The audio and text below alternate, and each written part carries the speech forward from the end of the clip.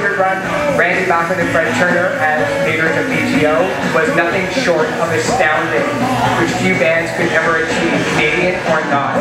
They earned 120 platinum and gold and silver records, notched up over 20 countries. On August the 26th, in 2 days, they're going to be appearing at Casino Rama. If you thought Bachman and Turner would never appear again, you ain't seen nothing yet. The song Rock and Roll Is the Only Way Out, which was the first single, was classic sounding material and had over 50,000 downloads in the first month.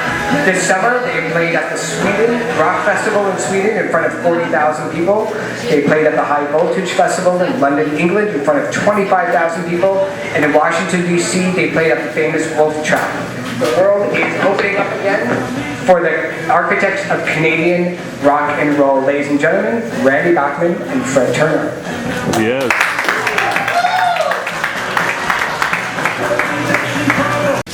Here we are on the road again, and in the Hard Rock Cafe.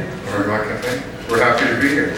It's kind of an amazing thing, us being together. It was a great organic evolution of, hey man, do you want to do this, do you want to do that? And other people saying, yeah, go for it, go for it. And so here we are going for it. I came out of retirement. Randy twisted my arm and said, you know, usually people retire when they don't like what they're doing. What are you doing in retirement? So he convinced me that I should come back and do what I always did. I'm glad he did.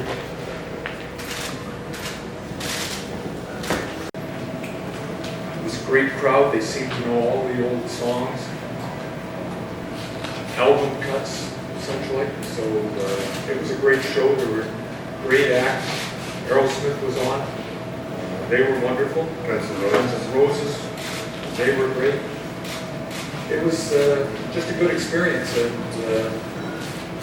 it's great to run into people that you've known for so many years over your travels and your career, bump into them again and say hello again. So it's been great. A month after Sweden Rock, we played London, the High Voltage Festival on July 22nd. It was a similar thing.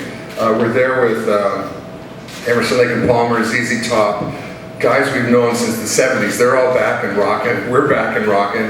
And it's kind of like going to heaven without dying. You go and see all these guys, you know, from the 70s. And we were all just bands getting started back then. And we're all kind of in a revived mode now. And it's really quite incredible. In Europe, the festival scene over there is just unbelievable. It really is like the 70s again. There's a festival every second week in the UK that's just jammed, sold out. People are just going crazy.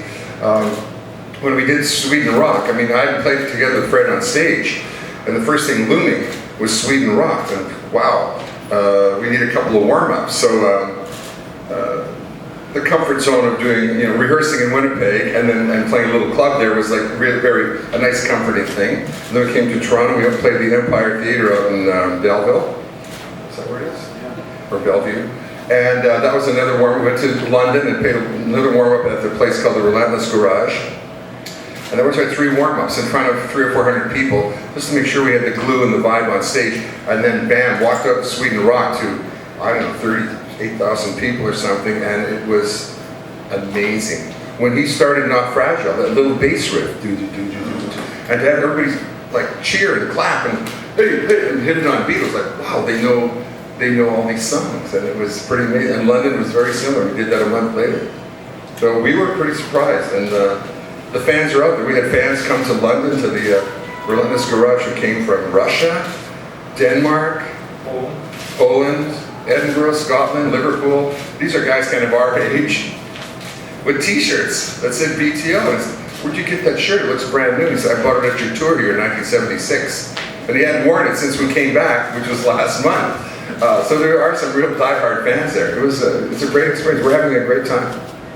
As long as there's Willie Nelsons and B.B. Kings and Neil Youngs and McCartneys out there and Jagger and Richards, there seems to be a growing appreciation for that kind of music from the Stones and everybody else, and from us. I'm thrilled that people are saying this album sounds like it was supposed to be released in 1977. That's what I was trying for. People, I don't think, want anything new from us. they want new material, but they don't want, you know, any Fred doing a rap hip hop kind of thing or whatever. You know what I mean? I've heard of bands coming back together, they'll be nameless, who tried new albums with new hot producers who are 20 years old, and they take it to labels. This doesn't sound like blank, blank, blank. And the great thing is, I think we sound like people expect us to sound. We've got some great new songs, and we're just having the time of our lives. It's really great. And we're working with a crew that are just fabulous. So the whole thing is just such a good experience and so comfortable that we're just having an awful lot. We're having more fun out there than we should be having. You know, it's great. Well, I had a little letter in the paper in Toronto last few days ago about the devastation in the music industry, and it's especially noticeable in the USA. I think because the war has been going on for so long, and the Wall Street and their thing with their mortgages and the oil spill, it's a train wreck down there. People, their morale is quite down. Canada's a little bit better, but in Europe and UK, everything is kind of okay as far as live concerts, and there always will be survivors in every train wreck, or veterans, if you want to call them that.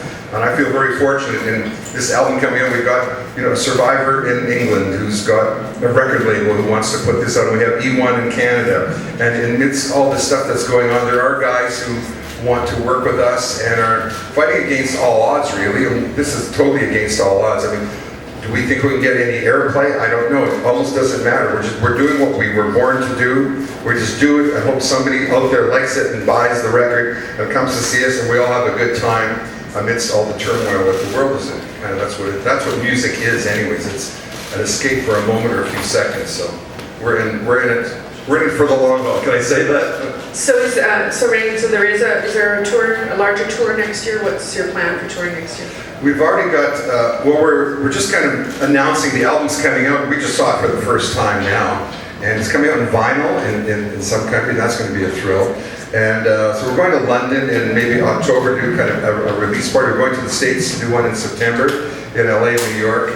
And the London one in October, we're going to be going to Germany and doing that and playing a couple of clubs. And we already have offers for 10 festivals next year in Europe. And so if we get 10 in Europe, 2 or 3 in the UK, a couple in Canada, a couple in the States, we don't want to go and do like we used to do when we started BTO and do 300 days a year. That's gone. Just really play some really good festivals. That's kind of a soft ticket, like you mentioned. There's 10 bands, so you're selling a ticket, because I don't know if we could draw flies on our own, if you know what I mean. It's just really tough that people have to pick and choose. Are we going to spend this $1 for fun on what? Taking the kids to McDonald's or Wonderland or go and see Bachman Turner? There's not a lot of money that's flowing around these days, so we're doing our best. We're doing what we do.